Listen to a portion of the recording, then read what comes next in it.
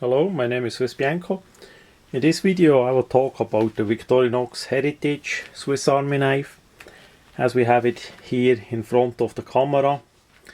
Basically comes in a nice unique wooden box.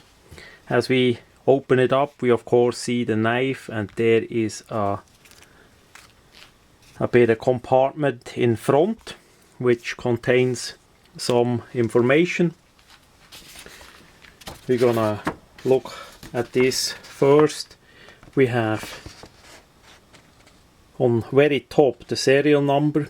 It's 0633 of 1884, and this knife of course is serial numbered, each one of it. So basically, as we see on top, it's written in English. So it's made for the 125th anniversary of Victorinox, and of course only 1884 of those knives were made. It's a nice print, nice paper.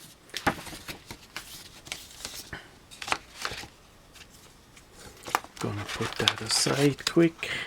Then we have the drawing, the technical drawing of this knife. We see from top, and then the technical drawing of that knife. Basically that was back then how a technical drawing did look like. Way simpler than we have it now, but the critical parts, the critical measurements are on it as well.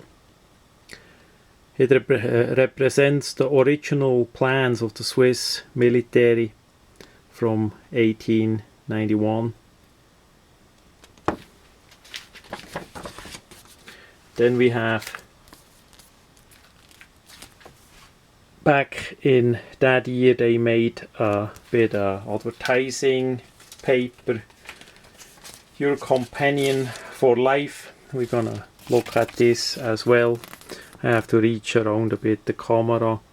You can always stop the video and read it exactly what it say. It's in different language. They always do the papers in different languages, which I find is pretty nice. We see back then they had the Heritage and also the special editions, the Classic, the Climber, the Card and the Cyber Tool.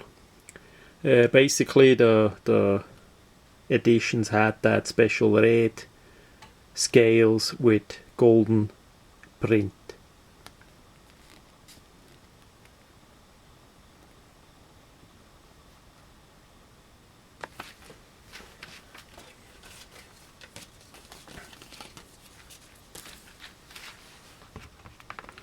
As we come to the knife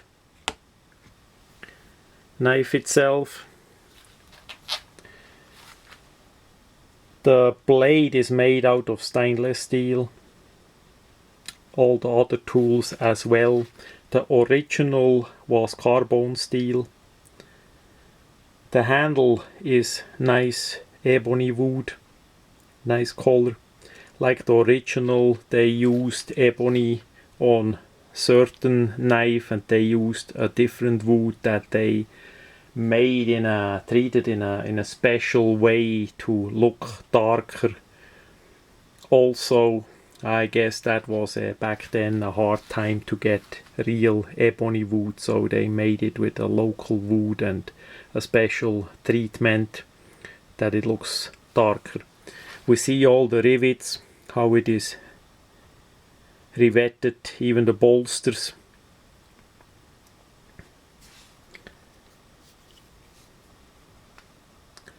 The back side is with the awl, the big version from back then, the big awl. And we see also how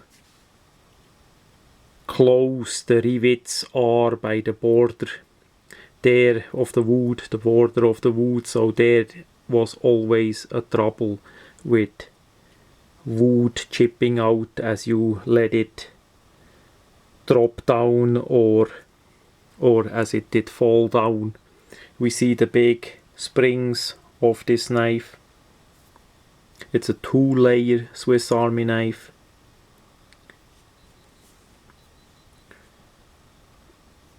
And they also used a piece of brass as the divider, because the tang of the awl is not as thick as the main blade, so they needed a spacer, and that was usually made with a piece of brass. Quality and workmanship on this knife is really great. I like it a lot. It's just different than the original. The original was carbon steel, and yeah, the manufacturing details were different. Back then they could not do stone washing, so these parts here we see are stone washed and rounded off. The original ones that I collect as well feel different in the hand. Also, what is the main difference? The spring, we're gonna close it up. The spring of this limited edition is way weaker than the original ones. I don't know exactly what was the requirement to make such strong springs on the original. Anybody that had their hands on a true original old style wartime Swiss Army knife know what I'm talking about. The springs are really nail killers, if you wanna say so. Once the blade is open, it's gonna, yeah, pretty. It's not a locked down, but it's really with the pressure, it stays open pretty well. So this one is more a modern approach. The springs are way lighter. It's easier to manipulate, and yeah, it doesn't give you the correct feeling of the original, but it was brand new made, and made in a different way than the original, so it's a piece of its own.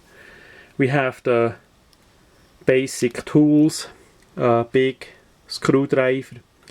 In Switzerland we mainly use the screwdriver for work on the firearm, to take down the personal rifle. Mainly the personal rifle of the military people. That was the main tool that you needed for take down the equipment, but also for other equipment they need a screwdriver. Then on the this shows it all. If you have the old style can opener, you could never do just like I do, like this.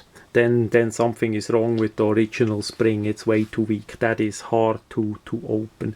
That's the original style can opener, completely different than what we use in our days. We see it has a bit of cutting edge on the inside. Back then, not the knurling, Randall, I don't know the English name, how you close the can. It's basically you have a machine that bend over the rim, over the lid kind of thing, and press it on. So that was a different system that they used back then to close the cans, and for this that was the correct way to open it. That worked really well, and they want to integrate that in the military Swiss Army knife, so that you basically not only have the main blade and the screwdriver for work on your personal gun, but you need to eat too, and they back then got a lot of food in cans for the military, because that was one of the only ways to simple transport and then heat it over a fire and finish.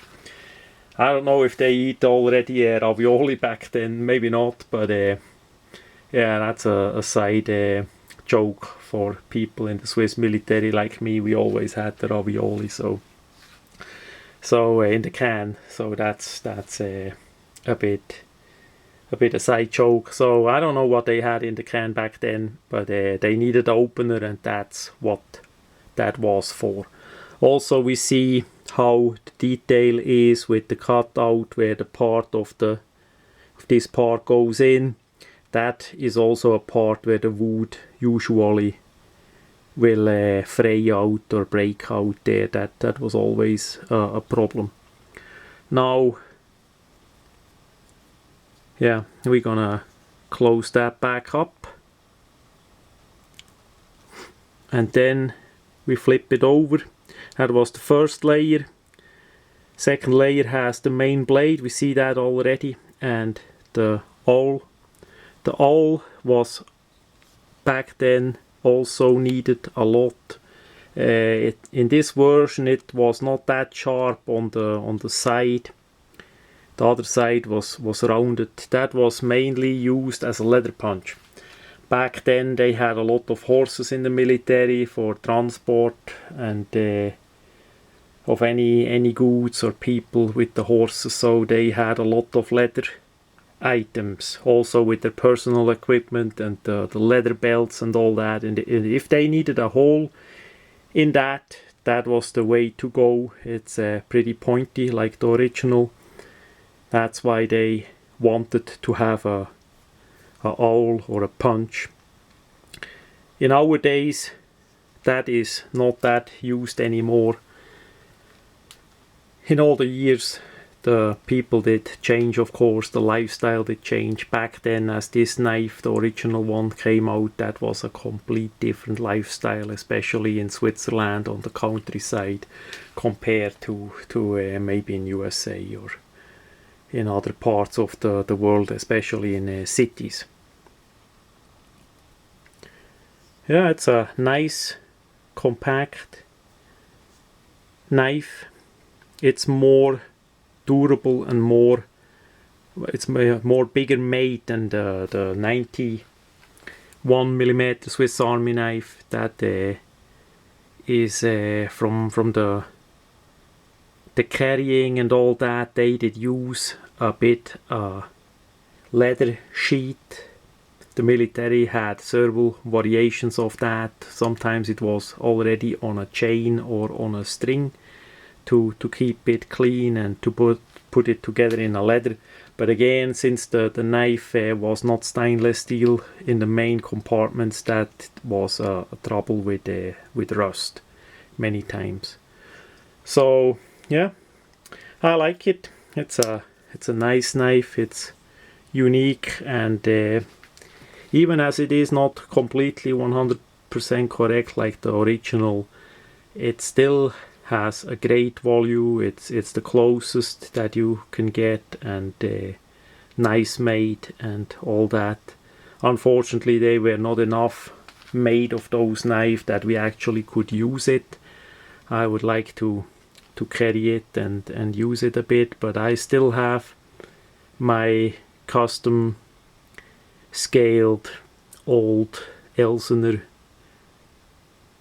knife, basically a similar model to this, but the collector's value was already ruined by the damage and all that, so I took it completely apart and fitted new wood scales and made a user out of it. Unfortunately, many knives in that old age got hurt and destroyed, so yeah, it is how it is.